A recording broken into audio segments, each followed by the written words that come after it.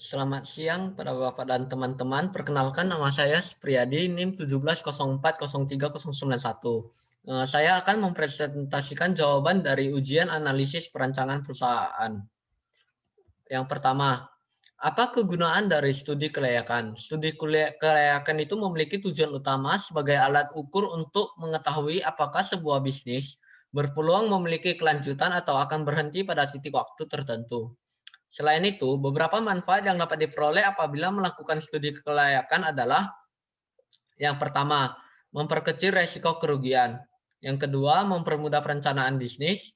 Yang ketiga, melancarkan pelaksanaan bisnis. Yang keempat, mempermudah melakukan pengawasan. Yang kelima, mempermudah pengendalian. Selanjutnya, nomor dua, apa perbedaan dari studi kelayakan bisnis dengan studi kelayakan proyek? Perbedaan antara studi kelayakan bisnis dan studi kelayakan proyek adalah pada studi kelayakan proyek itu dilakukan penelitian tentang layak atau tidaknya suatu proyek dibangun untuk jangka waktu tertentu. Sedangkan studi kelayakan bisnis merupakan penelitian terhadap rencana bisnis yang tidak hanya menganalisis layak atau tidak layak bisnis dibangun, tetapi juga pada saat dioperasionalkan secara rutin dalam rangka pencapaian keuntungan maksimal. Selain itu, pada studi kelayakan bisnis juga bertujuan untuk mendapatkan keuntungan saja. Sedangkan pada studi kelayakan proyek tidak hanya berorientasi pada keuntungan, tetapi juga pada sisi ekonomi, sosial atau manfaatnya bagi kehidupan masyarakat. Yang ketiga, jelaskan berbagai studi kelayakan yang ada dan manfaatnya. Yang pertama itu adalah studi kelayakan bisnis, yang merupakan penelitian terhadap rencana bisnis ketika dioperasikan dalam rangka mencapai keuntungan yang maksimal. Manfaat dari studi kelayakan bisnis ini adalah memperkecil risiko kerugian, mempermudah perencanaan bisnis, melancarkan pelaksanaan bisnis, mempermudah melakukan pengawasan, dan mempermudah pengendalian. Adapun contoh dari studi kelayakan bisnis ini saya ambil pada studi kelayakan bisnis pada Waralaba Excelso di Mall Tanjung Karangpusat, Bandar Lampung. Pada aspek tekniknya, lokasi usaha itu berada di Jalan Kartini, Mall Tanjung Karangpusat, Bandar Lampung. Adapun lokasi ini cukup baik dikarenakan ramai dikunjungi oleh masyarakat sekitar dan juga transportasi yang ada, banyak transportasi yang tersedia. Banyak angkutan umum yang melewati wilayah ini. Selain itu, luas area yang dimiliki oleh Excelso ini lebih kurang 98 meter persegi dengan kapasitas 79 orang. Selain itu terdapat mesin yang ada itu seperti coffee mesin, ice cube mesin, freezer, dan lain-lain. Pada fasilitasnya itu tersedia AC, TV, CCTV, dan pengarum ruangan. Adapun pada aspek pasar dan pemasaran, aspek pasar yang dituju itu adalah masyarakat menengah ke atas yang berada di Kota Bandar Lampung. Sedangkan aspek pemasaran itu dia dengan menggunakan strategi 4P atau produk, price, place, atau distribusi dan promosi. Pada produk itu daftar produk yang ditawarkan itu adalah makanan dan minuman. Sedangkan pada price itu harga yang ditawarkan itu adalah harga pokok produksi sehingga dapat dipastikan bahwa harganya itu cukup bersaing. Sedangkan place atau distribusi itu adalah konsumen yang datang langsung ke tempat Excelso-nya. Dan pada promosi itu dilakukan dengan iklan pada sosial media dan juga pembagian brosur-brosur di sekitar wilayah mall.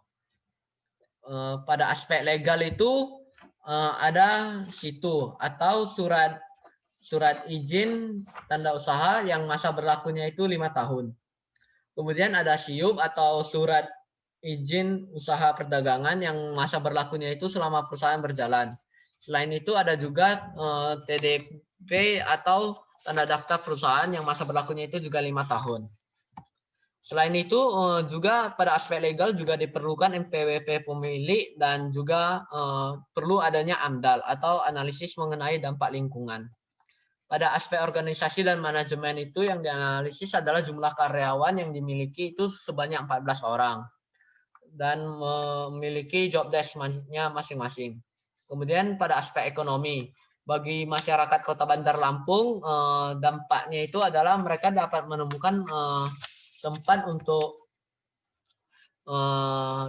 mereka mendapatkan tempat untuk makan dan minum. Sedangkan pada pihak lain seperti jasa parkir atau supir angkutan umum, mereka tentunya mendapatkan penghasilan tambahan.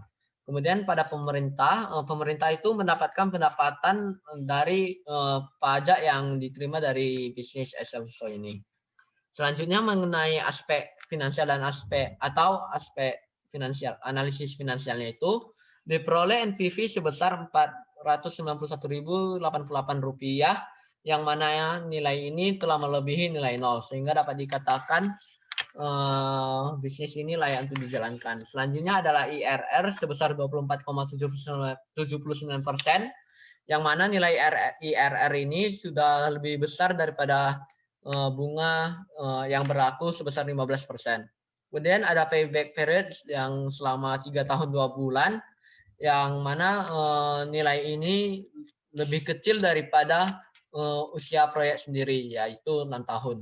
Kemudian ada break even point sebesar 3 tahun 1 bulan, yang mana nilai ini juga lebih kecil daripada masa pinjaman ke bank sebesar selama 4 tahun ataupun dari usia proyek selama 6 tahun. Selanjutnya adalah mengenai studi kelayakan proyek, yaitu penelitian mengenai layak atau tidak layaknya suatu proyek untuk jangka waktu tertentu. Manfaat dari studi kelayakan proyek adalah mengetahui kelayakan suatu proyek itu dijalankan dan juga untuk memudahkan pengawasan proyek. Adapun contoh dari studi kelayakan proyek ini saya ambil dari studi kelayakan proyek pada pembangunan booster PDAM di Pontianak Selatan, di mana NPV yang diperoleh itu Rp3.756.833.146, yang mana nilai ini sudah lebih besar dari nol sehingga dapat dikatakan layak, dan juga payback periodnya itu sebesar 5,55 tahun, yang mana nilai ini lebih rendah daripada usia proyek yaitu 12 tahun. Adapun studi kelayakan ini dapat dikatakan layak untuk dijalankan karena terdapat 2 alasan. Yang pertama dari aspek finansial, seperti yang sudah kita ketahui itu sudah memenuhi syarat kelayakan. Selanjutnya dari aspek sosial atau dampaknya terhadap masyarakat sekitar itu sangat dibutuhkan karena berpengaruh terhadap ketersediaan air bersih, sehingga proyek ini harus dijalankan. Selanjutnya mengenai jelaskan aspek-aspek dalam studi kelayakan. Aspek-aspek dalam studi kelayakan itu yang pertama itu ada aspek legal. Aspek legal merupakan aspek yang menyangkut pada semua hal yang berhubungan dengan legalitas atau ketentuan hukum dalam mendirikan perusahaan. Pada aspek legal ini terdapat beberapa hal yang perlu diperhatikan. Seperti yang pertama itu perizinan yang berlaku, kemudian ada badan hukum perusahaan, dan selanjutnya adalah jaminan-jaminan yang disediakan oleh perusahaan. Yang kedua itu ada aspek ekonomi. Aspek ekonomi itu menganalisis bagaimana perusahaan berdampak pada tingkat pendapatan per kapita di wilayah tempat perusahaan didirikan. Pada aspek ekonomi itu terdapat beberapa hal yang perlu diperhatikan, seperti kesempatan tersedianya lowongan pekerjaan, dampak pada industri lainnya, dan dampak pada masyarakat sekitar. Selanjutnya adalah aspek lingkungan yang menganalisis dampak dari perusahaan terhadap lingkungan sekitar perusahaan. Di mana dampak ini terdiri dari 3. Yang pertama itu dampak fisika dan kimia. Contohnya itu seperti dampak terhadap iklim, kualitas udara, kebisingan, dan tanah. Selanjutnya adalah dampak biologi, yaitu dampak yang berpengaruh terhadap flora dan fauna yang terdapat di sekitar wilayah. Kemudian ada dampak sosial atau dampak yang berpengaruh terhadap ekonomi masyarakat sekitar, budaya atau adat istiadat, kesehatan masyarakat sekitar, dan demografi. Selanjutnya ada aspek pasar dan pemasaran yang melakukan analisis terhadap produk yang dihasilkan oleh perusahaan sehingga memiliki peluang untuk diterima oleh pasar atau tidak. Di sini hal yang perlu diperhatikan itu adalah permintaan, penawaran, harga, program pemasaran, perkiraan penjualan, seperti forecasting penjualannya, terus segmen pasar yang dituju. Kemudian ada aspek manajemen yang berkaitan erat dengan operasional perusahaan, baik itu pembangunan maupun pengembangan dan juga sumber daya manusia yang ada di dalamnya. Adapun hal yang perlu diperhatikan pada aspek manajemen adalah struktur organisasi, job deskripsi, spesifikasi jabatan, upah tenaga kerja, dan sebagainya. Kemudian selanjutnya adalah aspek teknis. Aspek teknis melakukan analisis terhadap kesiapan usaha dengan menilai lokasi, layout usaha, mesin, dan teknologi yang digunakan. Kemudian ada aspek finansial, yaitu aspek yang menentukan apakah proyek atau suatu bisnis layak dijalankan dengan memperhatikan sisi finansialnya. Pada aspek finansial itu yang diperhatikan itu adalah nilai net present value atau NPV, kemudian internal rate of return atau IRR, ada payback period atau PP, terus ada break even point atau BEP. Perlu diperhatikan juga benefit dan cost ratio-nya.